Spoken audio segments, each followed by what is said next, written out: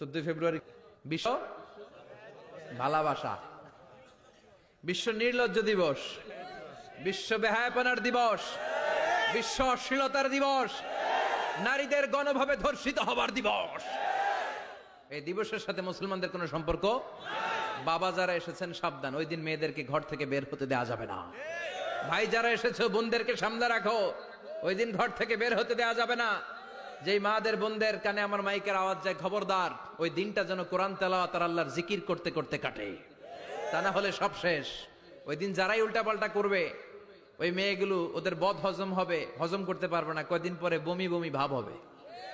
কথা কন, কথা কন। এজন্য খবরদার, কোন মুসলমান ঘরের মেয়ে, কোন মুসলমান ঘরের ছেলে 14ই ফেব্রুয়ারি এই ওয়ার্ল্ড ভ্যালেন্টাইন দিবস পালন করতে পারে। এগুলোর সাথে আমাদের সম্পর্ক নাই। যাদের মধ্যে কোনো ভালোবাসা নাই, মিল মোহাব্বত নাই, তারা বছরে একটা দিন দেখানোর জন্য পালন করে। আমাদের সারা বছরই তো ভালোবাসা।